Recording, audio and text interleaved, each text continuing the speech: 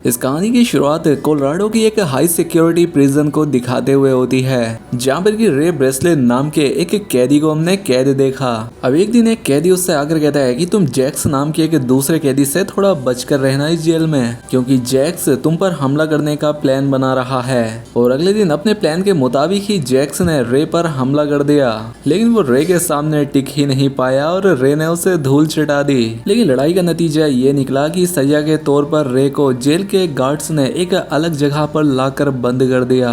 और ये जेल का वो हिस्सा था जहाँ पर कि सबसे खूंखार कैदियों को 24 घंटे निगरानी में रखा जाता था। और रे के इस नए सेल में कोई खिड़की तक नहीं थी, था तो सिर्फ एक टॉयलेट, और इसके साथ ही कैमरों से 24 घंटे उन पर नजर रखी जाती। और अब इसीलिए रे इस जेल से भागने के बारे में सोचने लगा। उसने सेल में इधर उधर घूमकर हिसाब लगाया कि जेल के बाजू में ही एक गैराज है और इन दिनों जेल में गार्ड्स भी कम थे, इसलिए अगले कई दिनों तक रे ने हर एक गार्ड्स को अच्छे से परखा।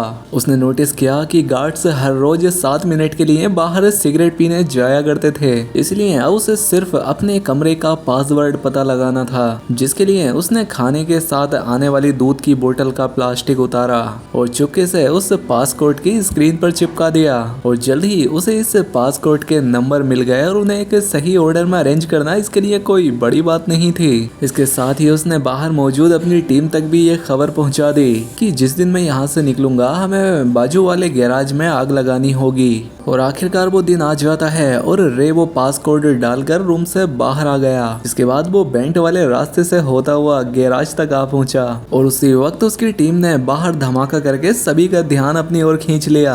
जल्द ही एक फायर ब्रिगेड वहां आ जाती है और रे चुपके से उस गाड़ी के नीचे लटक कर वहां से भाग निकला। और यहाँ पर उसके साथ ही एबिगेल और हर्ष उसे लेने आए थे, जिसके बाद उन दोनों ने रे को एक खाली सड़क पर छोड़ दिया और जल्दी उसे फिर से पुलिस ने पकड़ लिया। जिसके बाद लेस्टर नाम का एक आदमी यहाँ आया और उसने आकर पुलिस से रे को छोड़ने को कहा। इसके बाद लेस्टर और रे उसी जेल के हेड से बात करने पहुंच जाते हैं और यहाँ पर यह खुलासा हुआ कि रे खुद एक सिक्योरिटी कंपनी का मालिक था और ये कंपनी दुनिया भर की जेलों की सिक्योरिटी की जांच किया करती थी। रे कोई क्रिमिनल नहीं था, बल्कि वो तो खुद एक क्रिमिनल बनकर सिक्योरिटी की जांच करने जेल के अंदर जाया करता था, ताकि जेल में नए बदलाव करके उनमें सुधार किया जा सके। इसके बाद वो पूरे 5 महीने के बाद अपने ऑफिस जाता है और अपने दोस्तों के साथ कुछ एंजॉयमेंट करता है। जिसके बाद रे के पार्टनर लेस्टर ने उसे जेसिका नाम की एक लड़की से मिलवाया। वो चाहती थी कि रे दुनिया की सबसे ज्यादा हाई सिक्योरिटी वाली प्रिजन की सिक्योरिटी की जांच करे, लेकिन वो ये शर्त रखती है कि रे तुम्हें और तुम्हारी टीम को ये कोई भी जानकारी नहीं होगी कि वो जेल कहाँ पर है। और इस काम के लिए वो रे को लाखों डॉलर्स देने के लिए तैयार थी, लेकिन रे को ये काम ठीक नहीं लग रहा था। लेकिन लेस्टर के समझाने पर रे मान गया। जिसके बाद उन्होंने एंथनी नाम के एक आतंकवादी की रे को पहचान बताई। जिसके बाद एबिगेल ने उसके बाजू में एक ट्रैकर भी लगा दिया, लेकिन इसके बाद ही कुछ लोग उसे किडनैप कर लेते हैं और बड़ी ही बेरहमी से उसके बाजू में लगे उस ट्रैकर को बाहर निकाल देते हैं। और होश आने पर वो सीधा जेल में था, ताकि उसे पता ही ना लग सके कि ये जेल कहाँ पर है। और जब रे की आंख खुली तो उसने देखा कि वो एक कांच के डिब्बे में बंद है और उसके चारों तरफ कई सारे कैदी थे। जिसके बाद रे की मुलाकात इस जेल के वार्डन होब्स से होती है, लेकिन रे को पहले बताया गया था कि वार्डन का नाम मार्श होगा। उसे लगा कि कुछ तो गड़बड़ जरूर है, इसीलिए वो खास कोड बोलता है जिससे कि वो इमरजेंसी में जेल से बाहर निकल सकता था।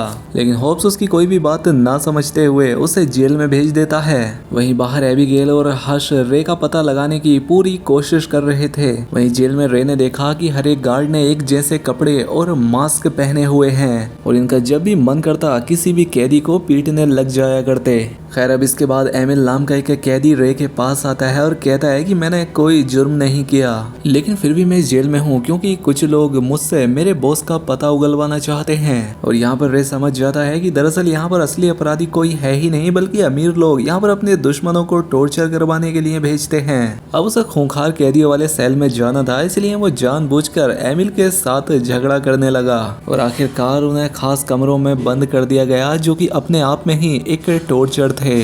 इन कमरों का टेम्परेचर इतना ज्यादा था जिसे कोई भी इंसान सह नहीं सकता और यहाँ की तेज रोशनी से इन्हें जल्द ही चक्कर आने लगते हैं। और वार्डन कैमरे से ये सब देखकर बड़ा खुश हो रहा था।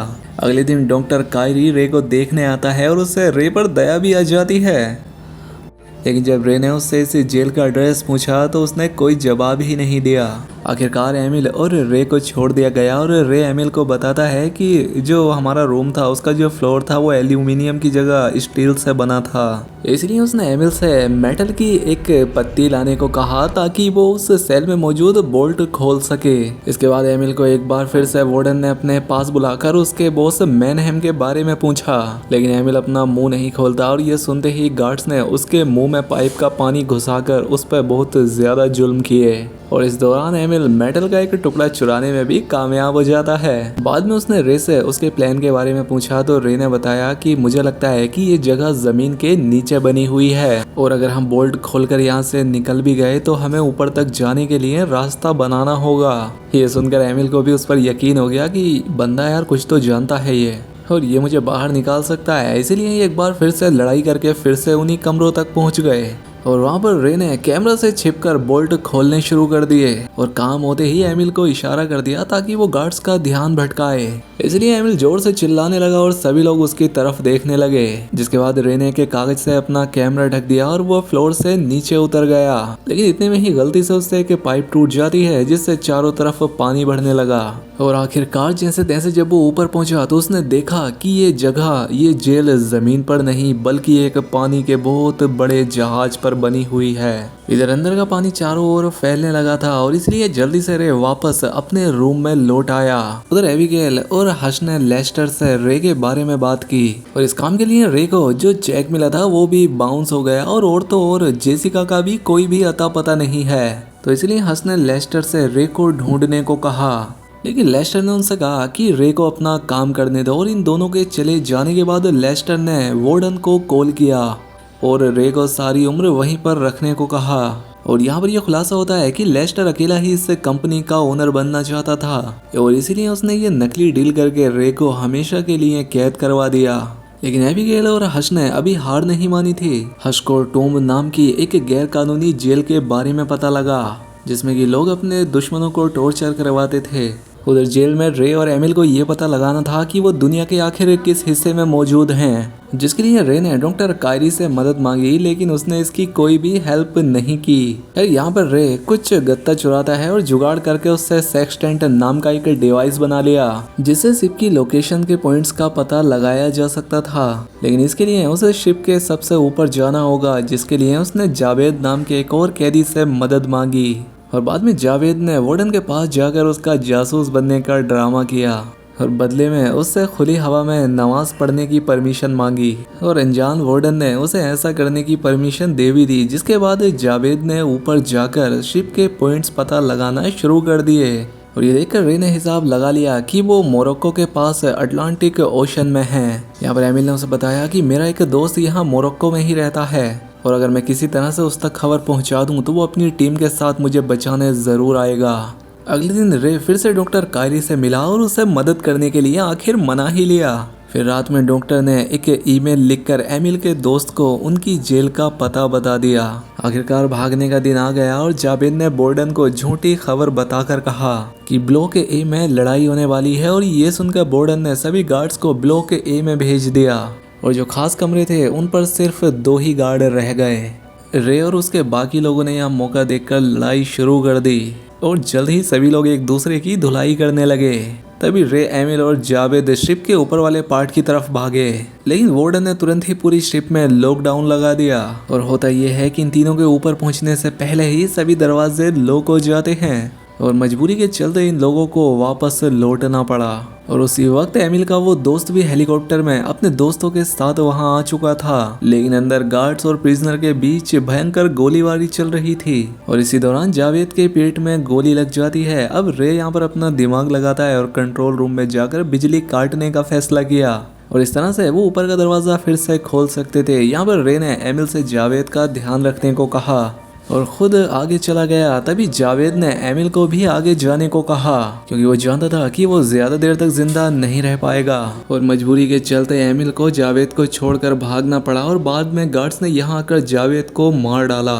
उधर रे शिप की बिजली काटने में कामयाब रहा और एमिल भी भागकर अब छत तक आ जाता है।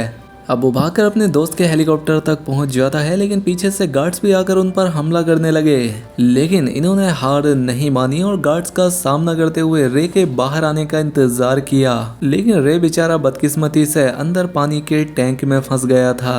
गार्ड्स चारों तरफ उसे ढूंढ रहे थे, इसलिए वो सीधा ही नीचे का दरवाजा खोलकर समंदर में कूद गया।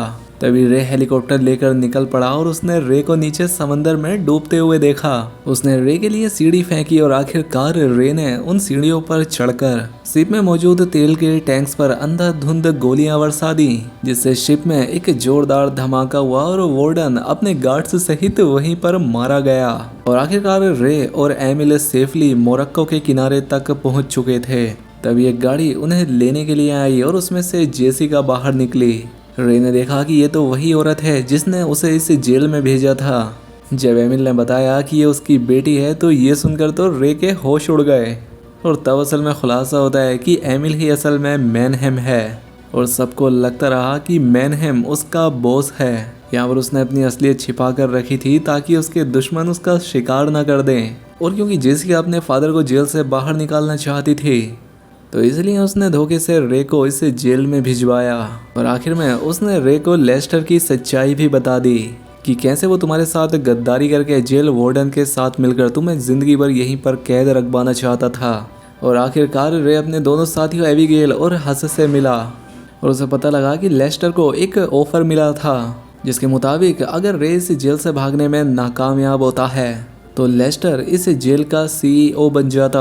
उधर जब लेस्टर को पता लगा कि रे जेल से बाहर आ गया है तो वो भी अपना सामान बांधकर निकल लिया यहाँ से, जिसके बाद हश ने गाड़ी से उस पर हमला कर दिया। बाद में जब लेस्टर की आंख खुली तो वो अभी भी गाड़ी में ही था, लेकिन वो इस बात से अनजान था कि ये गाड़ी हजारों कंटेनर से भरे एक बहुत ही बड़े शिप पर थी और ये जहाज जा कहाँ रहा है ये कोई नहीं जानता। लेकिन दोस्तों आप जानते हैं कि चैनल को कैसे सब्सक्राइब करना है, और अगर वीडियो अच्छी लगी हो तो वीडियो को लाइक भी कर दें। मिलते हैं ऐसी ही किसी अगली शानदार वीडियो में।